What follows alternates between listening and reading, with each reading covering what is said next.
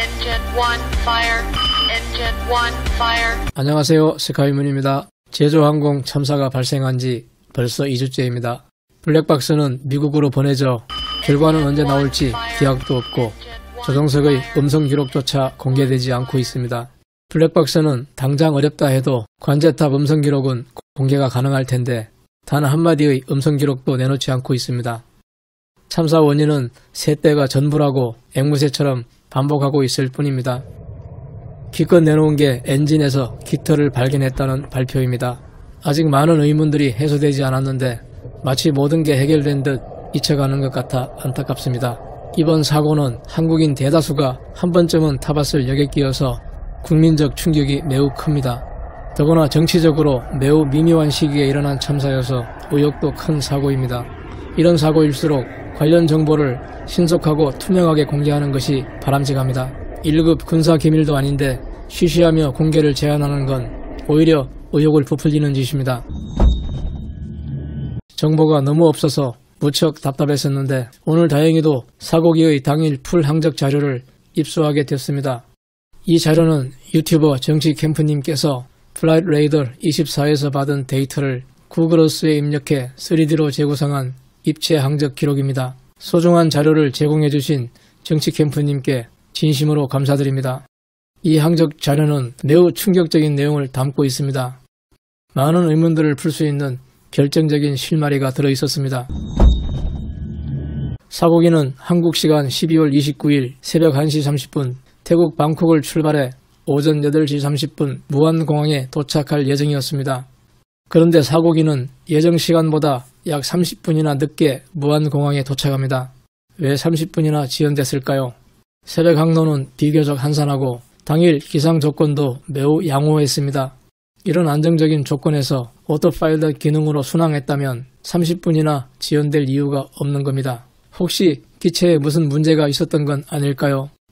그렇습니다. 사고기는 방콕 출발부터 기체 이상으로 추정되는 정황들이 항적 기록에서 명확하게 발견됐습니다. 지금부터 사고 비행기의 충격적인 당일 풀 항적을 보시겠습니다. 방콕에서 이륙한 사고기는 이륙 후 바로 오토파일럿 기능으로 전환돼 순항했을 겁니다. 그런데 출발 후 얼마 지나지 않아 베트남 영공을 통과할 때부터 롤값이 틀어지는 이상한 항적이 나타납니다. 평소 운항하던 항로에서 이탈해 우측으로 조금씩 항로가 틀어지기 시작한 겁니다. 이상 항행이 한동안 지속되자 좌측으로 급하게 항로가 수정됩니다. 그러나 그것도 잠시 다시 우측으로 항로가 틀어지고 또 좌측으로 수정됩니다. 출발부터 항로가 틀어졌다가 수정되는 현상이 반복해서 일어난 겁니다. 아마도 이탈된 각이 편차한도를 초과하자 오토파일럿 자동 보정 기능으로 러더가 작동됐을 것으로 추정됩니다. 오토파일럿에 이런 비정상적인 항로가 세팅되지는 않았을 겁니다. 오토파일럿 순항 중 항로가 이탈되는 현상은 한쪽 엔진의 갑작스런 추력 저하를 의심해 볼 수 있습니다. 순항 중인 기체의 한쪽 엔진에 이상이 발생하면 다른 쪽 엔진의 추력에 의해 고장난 엔진 쪽으로 기체의 방향이 기울게 됩니다. 사고기는 출발부터 오른쪽 엔진에 심각한 문제가 있었던 건 아닐까요? 두 번째 이상 항적은 대만을 지나 제주도 근해로 근접할 때 발견됩니다. 조금 전과 똑같이 항로가 또 우측으로 틀어집니다. 진행하던 항로에서 갑자기 이탈하는 모습이 확연하게 나타납니다. 고도도 평소 순항 고도에 비해 낮습니다. 긴급 수정된 보정점이 연달아 나오는 걸로 봐서 이때 이미 오른쪽 엔진이 심각하게 추력을 상실한 건 아닐까라는 의심이 듭니다. 승객을 가득 실은 여객기가 이런 항적을 보인다는 건 매우 이례적이고 비정상적입니다. 조심스럽지만 저는 이 지점에서 사고 원인이 버드 스트라이크가 아닐 수도 있다는 강한 의구심을 갖습니다. 이제 비행기가 무안공항에 근접하고 있습니다.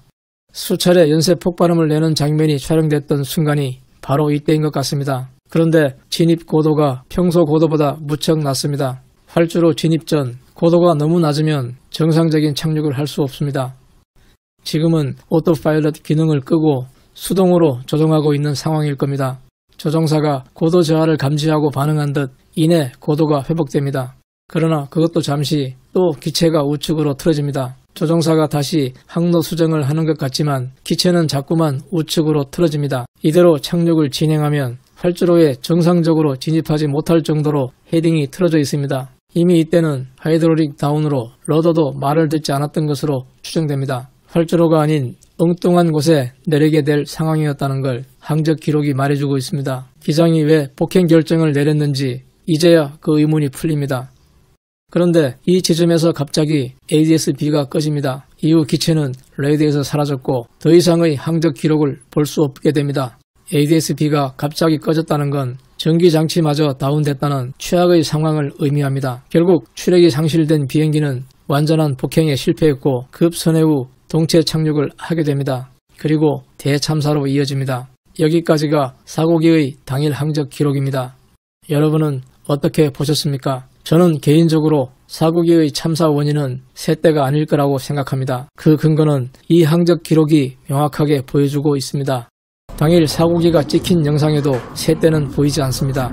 양쪽 엔진을 동시에 파괴할 정도의 거대한 새떼물이라면 이 영상에 분명히 찍혀 있어야 합니다. 이 영상을 촬영한 시민도 새떼는 보이지 않았다고 말했습니다. 언론에 돌고 있는 이 사진은 무안공항이 아니고 약 20km 떨어진 남악 신도시에서 촬영된 사진입니다. 촬영 시각도 아침이 아닌 어두운 밤입니다. 그러므로 이 사진은 무안공항 참사와 전혀 관련이 없습니다.